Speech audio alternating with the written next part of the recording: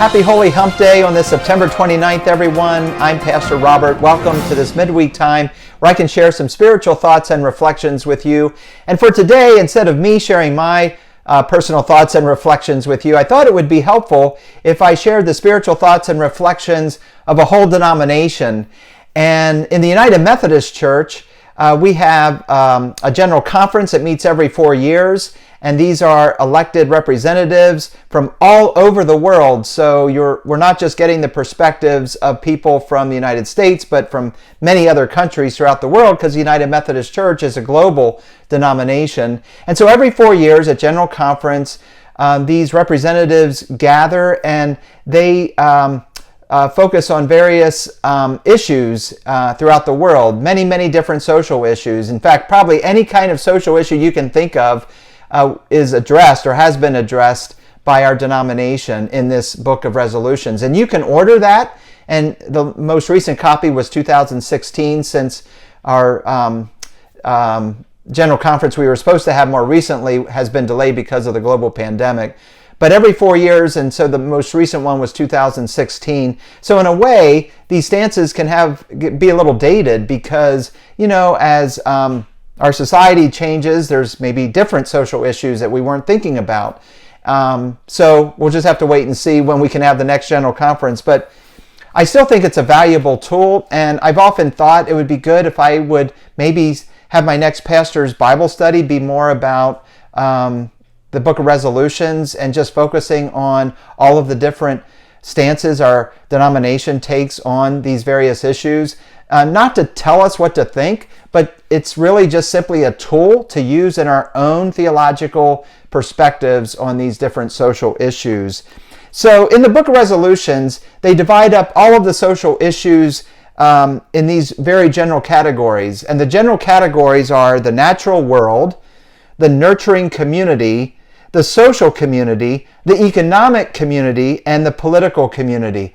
And of course, those aren't neatly divided all the time, but it is a helpful way to be able to find what social issue you might be looking for based on those larger categories. So I thought this was interesting. I found where somebody had asked, why is it important for us to be able to have this as a resource? Why can't we just think on our own?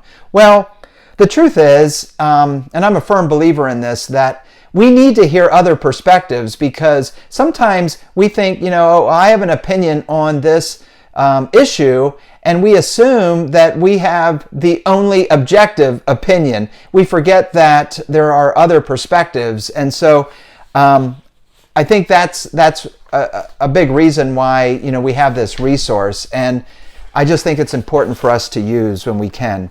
So I just kind of picked out some of the social issues that I thought were interesting, just to give you a little sample of, our denomination stance on these issues. So, for example, global climate, which is and has been a huge issue. So this is a statement from the Book of Resolutions. And again, this is all of these representatives worldwide who are United Methodist and who drafted these responses, and this is what they came up with regarding global climate issues. It says, we acknowledge the global impact of humanity's disregard for God's creation, rampant industrialization, and the corresponding increase in the use of fossil fuels have led to a buildup of pollutants in the Earth's atmosphere. These greenhouse gas emissions threaten to alter dramatically the Earth's climate for generations to come, with severe environmental, economic, and social implications. The adverse impacts of global climate change disproportionately affect individuals and nations least responsible for the emissions.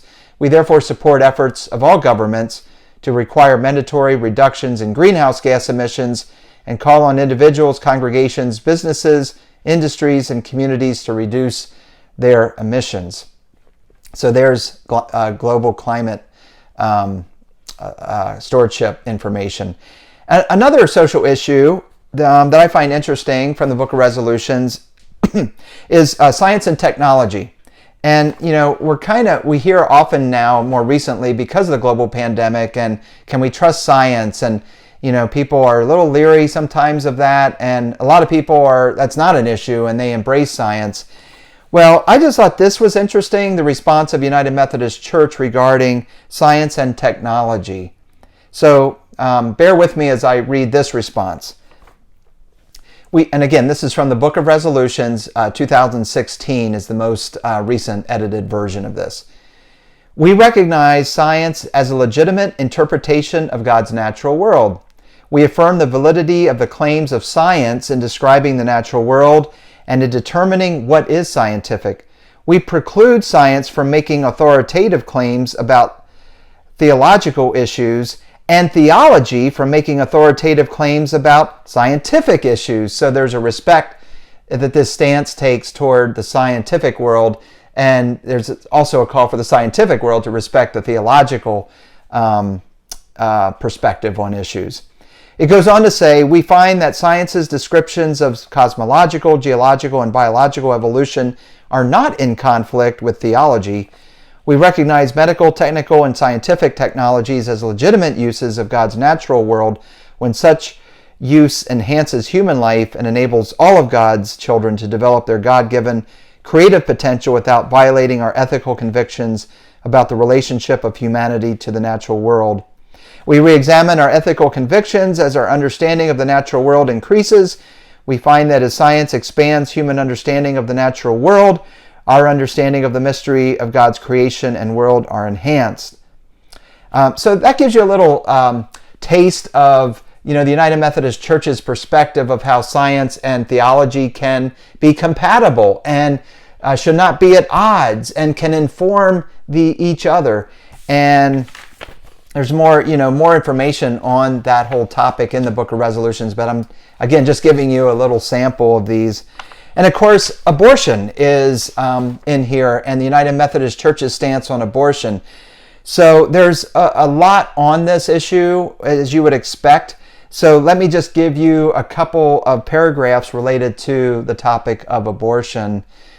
It says, the beginning of life and the ending of life are the God-given boundaries of human existence. While individuals have always had some degree of control over when they would die, they now have the awesome power to determine when and even whether new individuals will be born. Our belief in the sanctity of unborn human life makes us reluctant to approve abortion. But we are equally bound to respect the sacredness of the life and well-being of the mother and the unborn child. We recognize tragic conflicts of life with life that may justify abortion, and in such cases, we support the legal option of abortion under proper medical procedures by certified medical providers. We support parental, guardian, or other responsible adult notification and consent before abortions can be performed on girls who have not yet reached the age of legal adulthood. We cannot affirm abortion as an acceptable means of birth control, and we unconditionally reject it as a means of gender selection. And then it goes on to say, we're opposed to the use of late-term abortion.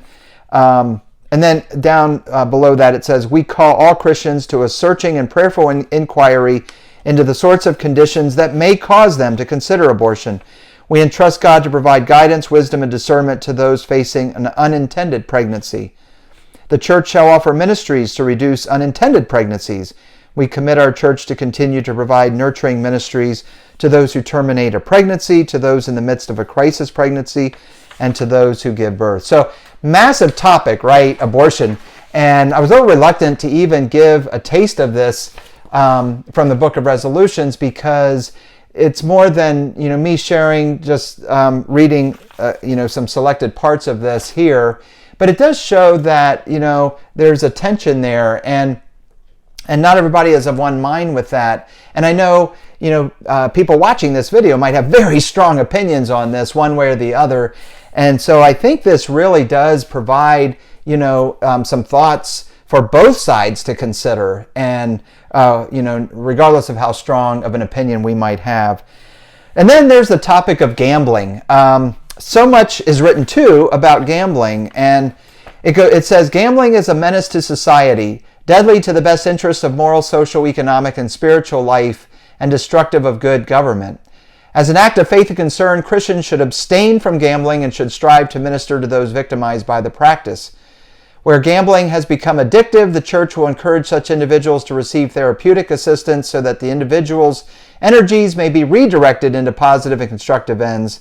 The church should promote standards and personal lifestyles that would make unnecessary and undesirable the resort to commercial gambling, including public lotteries, as a recreation, as an escape, or as a means of producing public revenue or funds for support of charities or government. So it goes on to say that, and it does not endorse lotteries and does not want people to be participating in lotteries and games of chance. So it talks about those various things. So there's some issues, and I shared some very controversial issues there too. I think it's wonderful that you bring United Methodists together every 4 years from all over the world to discuss these matters and then to come up with a statement. And not everybody is going to agree with everything that's in that statement. And but again, it's meant to be a tool. It's meant to be a sharing of spiritual thoughts and reflections, like I attempt to do with these Holy Hump Day videos. So like I said, there will come a time when hopefully I can share a Bible study. I guess it would be more of a theological study on the Book of Resolutions, and then we can look a little more carefully over several weeks at various issues. Wouldn't be enough time even in a 4 or 6 week Bible study, theology study, to cover all of that, but I think it would be helpful for us to have these conversations in a very constructive way where we're open-minded and willing to learn from each other. So with that in mind, I do invite you to join us for worship this upcoming Sunday. We have a 9 o'clock and 10:30 worship service option. At 10:25 a.m., we have the beginning of our live stream service on our church's YouTube channel. Our theme for this Sunday will be Enjoy the Wow. I love that title. Looking forward to this Sunday. It's also going to be World Communion Sunday. Always the first Sunday of October is what is called World Communion Sunday, where churches and Christians all around the world are encouraged to celebrate the sacrament of Holy Communion on that Sunday, reminding us of our oneness in Jesus Christ, which kind of goes back to the topic for today on all of these social issues and how we have so many different opinions, so many different perspectives as Christians on these matters.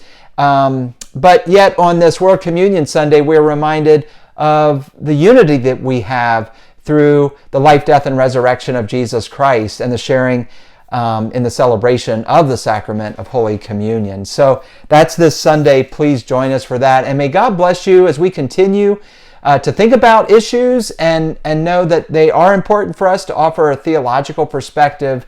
And may God bless you on the rest of your Holy Hump Day.